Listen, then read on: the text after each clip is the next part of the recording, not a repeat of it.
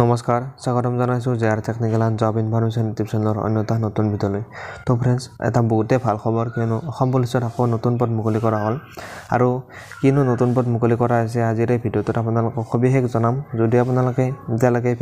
আমাৰ চেনেলটো ছাবস্ক্ৰাইব কৰা নাই চেনেলটো ছাবস্ক্ৰাইব কৰি দিব তো ফ্ৰেণ্ডছ আজি হৈছে 5/3/2024 অৰ্থাৎ আজি 5 মাৰ্চ আৰু আজি 5 মাৰ্চৰ এখন নতুন নটিচ আহিছে নতুন পোষ্টৰ কাৰণে তো কিনো পোষ্ট নতুন পোষ্ট আহিছে আজিৰ এই ভিডিঅ'টোত আমি সবিশেষ জানিম তো আপোনালোকে ভিডিঅ'টো শেষলৈ চাই থাকিব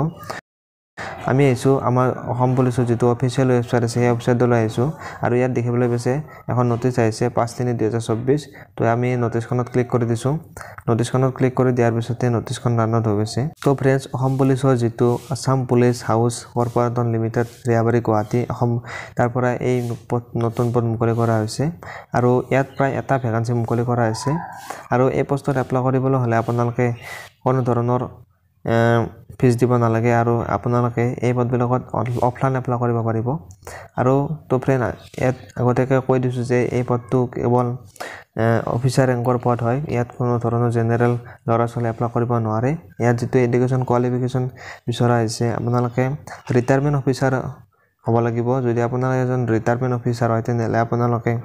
এই পদত এপ্লাই কৰিব পাৰিব তো যিকোনো চাকৰি আপোনালোকে কৰা হলে আপোনালোকে ৰিটায়াৰমেন্ট যদি লৈছে তেনে আপোনালোকে এই পদত এপ্লাই কৰিব পাৰিব ইয়াত আপোনালোকে অফলাইন এপ্লাই কৰিব লাগিব আৰু ইয়াত যেটো স্যালাৰি দিয়া হ'ব এই পোষ্টৰ কাৰণে এই পোষ্টৰ নেমটো হৈছে আপোনালোকৰ চিফ একাউন্টেন্ট অফিচাৰ হৈছে ইয়াত প্ৰায় এটা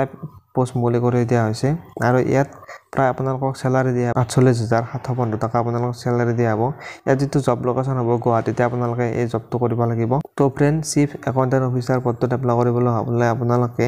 12 মাৰ্চৰ আগত অৰ্থাৎ 12/3/2024 12 মাৰ্চৰ আগত আপোনালোকে আপোনালোকৰ ফৰ্মখন এপ্লিকেশন ফৰ্মখন আপোনালোকে জমা দিব লাগিব যেটো ইয়াত এড্ৰেছ দিছে টু দা মেনেজিং ডাইৰেক্টৰ অৰ্থাৎ ৰিয়াবাৰী গুৱাহাটীত আপোনালোকৰ আসাম পুলিচৰ হাউস অপাৰেটৰ লিমিটেড অফিচ আছে তাত গৈ আপোনালোকে এই এপ্লিকেশন ফৰ্মখন আপোনালোকে সাবমিট কৰিব লাগিব তো ফ্ৰেণ্ডছ আজিৰ ভিডিঅ'টো এইটোই আছিল যদি আপোনালোকে ভিডিঅ'টো চাই ভাল পালে ভিডিঅ'টো লাইক কৰি দিব আৰু বন্ধু বান্ধৱীসকলৰ মাজত আপোনালোকে ভিডিঅ'টো শ্বেয়াৰ কৰি দিব ধন্যবাদ